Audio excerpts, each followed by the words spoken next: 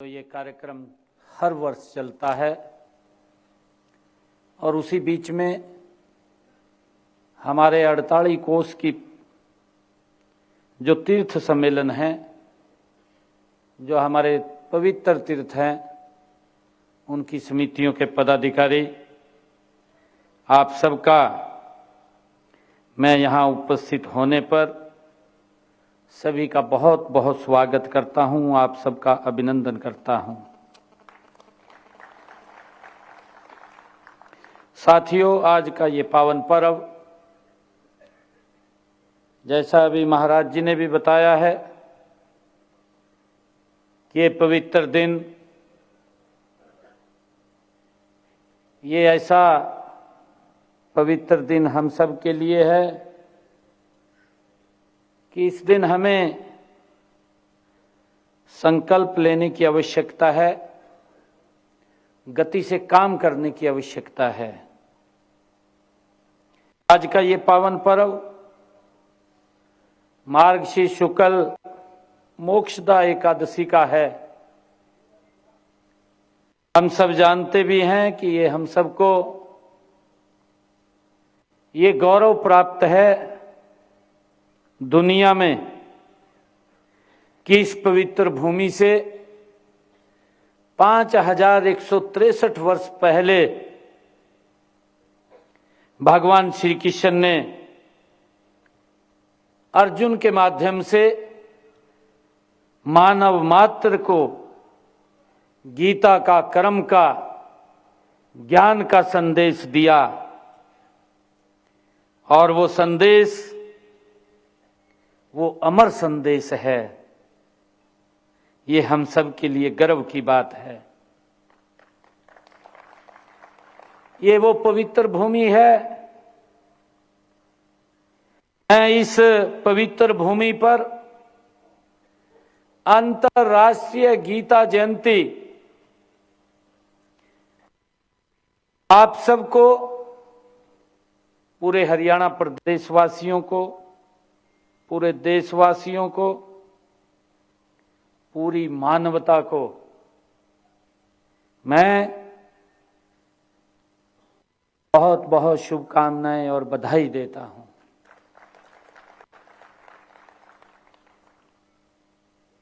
और भगवान से प्रार्थना भी करता हूं, योगेश्वर भगवान श्री कृष्ण से, कि वह आप सबके जीवन को ज्ञान के उसी आलोक से आलोकित करे जिससे भगवान श्री कृष्ण ने मोहग्रस्त अर्जुन को कर्म योग के लिए प्रेरित किया था। ये वही पवित्र भूमि है।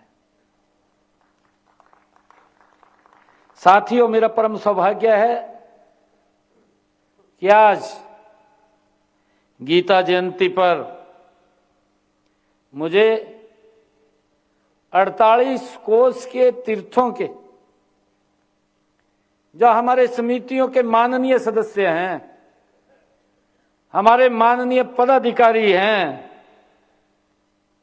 जो 48 कोस के इस क्षेत्र में फैले हुए हैं,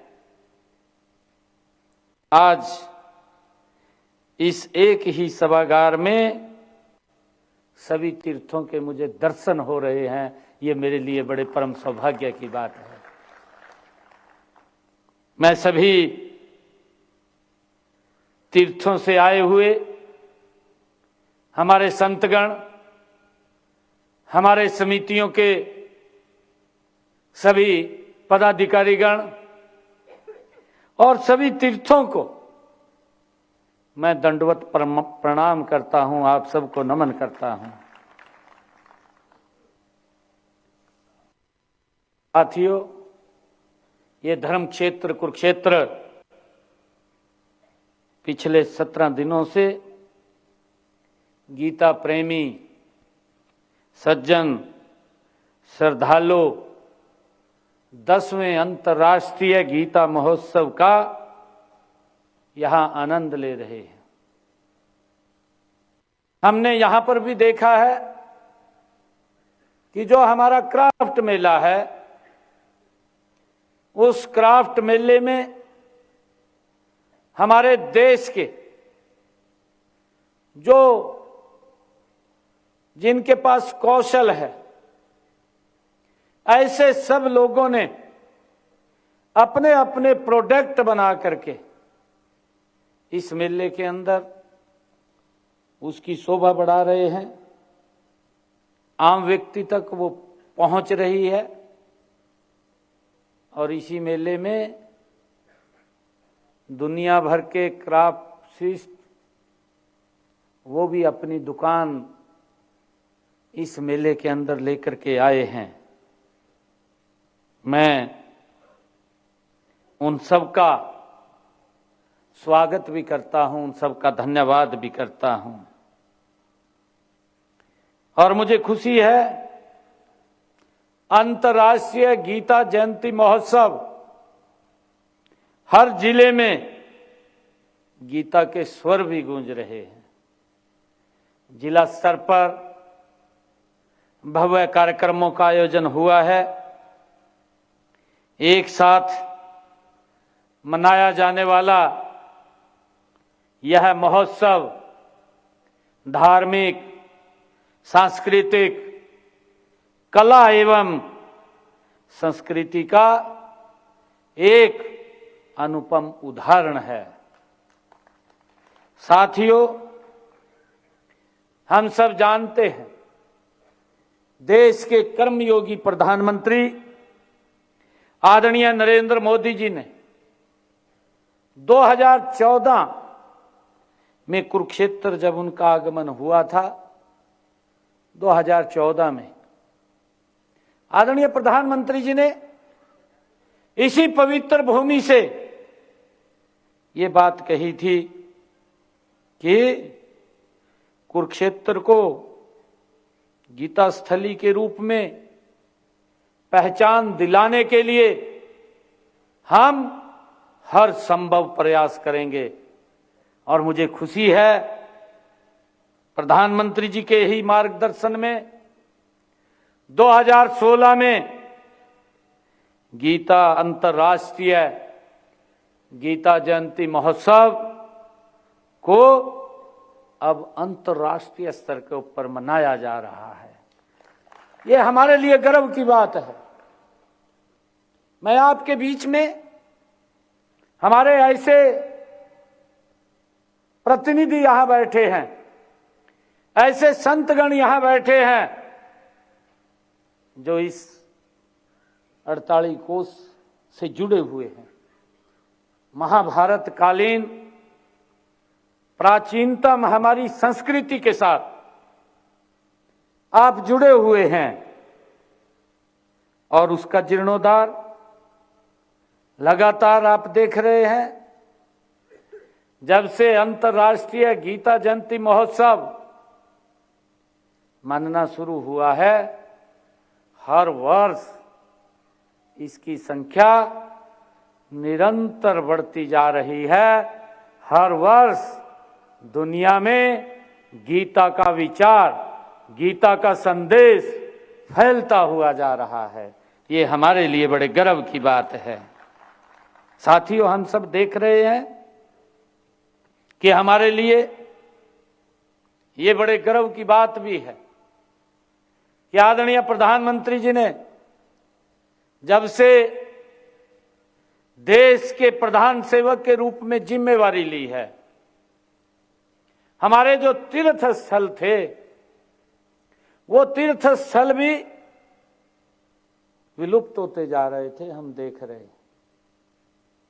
एक समय था, मेरे ध्यान में है कि हमारे यहां ज्योतिसर में जिस पवित्र वट के वृक्ष के नीचे भगवान श्री कृष्ण ने सर्व मानव जाति के लिए ज्ञान का संदेश दिया, कर्म का संदेश दिया, उसकी स्थिति भी अगर आप लोग देखेंगे, थोड़ा पीछे हट करके 1998 की मैं बात करूंगा, तो वट के वृक्ष की स्थिति क्या थी? आप ध्यान करिए। परंतु इस विषय को अटल बिहारी वाजपेयी जी देश के प्रधानमंत्री थे, लोकसभा के अंदर उठाया गया और अटल जी ने स्पेशल पैकेज उसके जीर्णोद्धार के लिए दिया। आज आप देख रहे हैं कि हमारी जो सांस्कृतिक धरोहर है, जिस धरोहर को परम श्रद्धे स्वामी ज्ञानानंद जी महाराज इसको दुनिया में फैलाने का काम कर रहे हैं, ये हमारे लिए गर्व की बात है। साथियों, आदरणीय प्रधानमंत्री जी ने हमारी सांस्कृतिक धरोहर को ऊंचा उठाने के लिए, इसको मजबूत करने के लिए पिछले 11 वर्षों में गति से काम किया है। आप देख रहे हैं कि अगर जिस पवित्र भूमि पर भगवान श्री कृष्ण ने गीता का संदेश दिया हो, उस पवित्र भूमि पर महाभारत कालीन अनुभव केंद्र, जिसके ऊपर 250 करोड़ रुपया लगा, ये दुनिया में एक अनोखा केंद्र बनाने का काम वो देश के यशस्वी प्रधानमंत्री और हमारी डबल इंजन की सरकार ने किया है। और मुझे खुशी है कि आदरणीय प्रधानमंत्री जी 25 तारीख को उसी स्थल के ऊपर आकर के वहां पर जो भगवान श्री कृष्ण का जो संदेश देता है धर्म अधर्म का पवित्र पंजन्य, उसका लोकार्पण भी, अनुभव केंद्र का विजिट भी आदरणीय प्रधानमंत्री जी ने किया है। साथियों, साथ ही उन्होंने हर व्यक्ति को गीता के जुड़ने का संदेश भी उसी पवित्र भूमि से दिया। और उसके बाद आदरणीय नरेंद्र मोदी जी ने इस भूमि से जुड़ने का संदेश कर्नाटक के उडुपी से दिया। 25 तारीख के बाद आप देखना, 25 नवंबर को प्रधानमंत्री जी यहां आते हैं, यहां संदेश दिया और उसके बाद कर्नाटक में उडुपी में संदेश दिया। आदरणीय प्रधानमंत्री जी ने कल मन की बात के कार्यक्रम में दुनिया को इस पवित्र स्थल का संदेश दिया है कि लोग यहां आकर के इसके साथ जुड़े।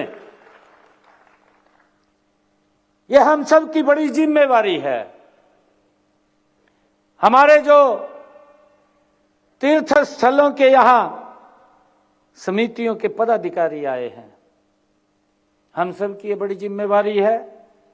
अब हमारे ऊपर और ज्यादा कंधों के ऊपर वजन रहेगा कि लोग दुनिया से किसी भी कोने से आएंगे, उनके मन में बड़ी जिज्ञासा रहती है भगवान श्री कृष्ण ने इस तीर्थ पे क्या संदेश दिया है। उस संदेश को जीवंत रखना, उस संदेश को स्वच्छ रखना, वहां के वातावरण को ठीक रखना, ताकि लोग कहीं से भी आएं और इसकी चर्चा यहां आकर के फिर वहां उसकी चर्चा वो लोगों के बीच में करे। ये जिम्मेवारी ये हम सब की है। साथियों, हम देख भी रहे हैं आदरणीय प्रधानमंत्री जी ने जिसकी मैंने बात की है कि हमारे जो तीर्थ स्थल हैं, उन तीर्थ स्थलों का पिछले 11 वर्षों में किस गति से विकास हुआ है। चाहे केदार बाबा के जीर्णोद्धार की बात कर लीजिए, चाहे काशी विश्वनाथ के जीर्णोद्धार की बात कर लीजिए, चाहे महाकालेश्वर मंदिर उज्जैन के जीर्णोद्धार की बात कर लीजिए, चाहे सोमनाथ पवित्र मंदिर के जीर्णोद्धार की बात कर लीजिए, और चाहे करतारपुर कॉरिडोर बना करके गुरु नानक देव जी के स्थल के साथ जोड़ने की बात कर लीजिए, और चाहे हेमकुंड साहिब में बुजुर्गों के लिए बड़ी दिक्कतें वहां आती थी, उसके जीर्णोद्धार की बात कर लीजिए। हमारी संस्कृति को आदरणीय प्रधानमंत्री जी ने मजबूत करने का काम इन पिछले 11 वर्षों में किया है।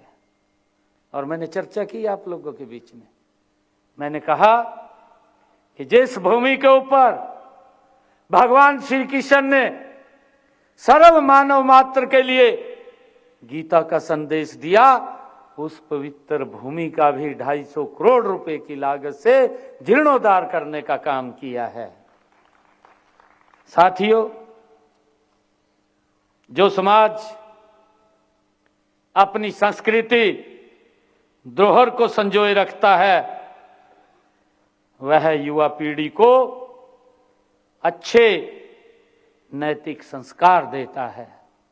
हमारे ये संस्कार हैं और इसके साथ हमारी ये धरोहर है, और इसीलिए हम वेदों, पुराणों व गीता की रचना स्थली हरियाणा की सांस्कृतिक धरोहर को संरक्षित करने और उसे नई पीढ़ियों तक पहुंचाने के लिए निरंतर हम गति से काम कर रहे हैं।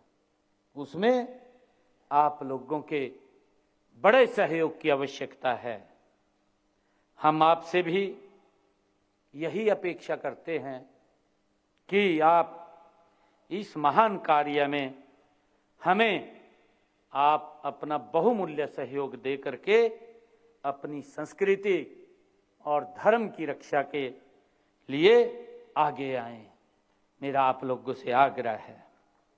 साथियों, पावन सरस्वती हम सब जानते हैं, और दहती नदियों के बीच जो ये 48 कोस भूमि पर 367 ये तीर्थ स्थल हैं, इनमें से कुछ तो लगभग लुप्ति हो गए हैं।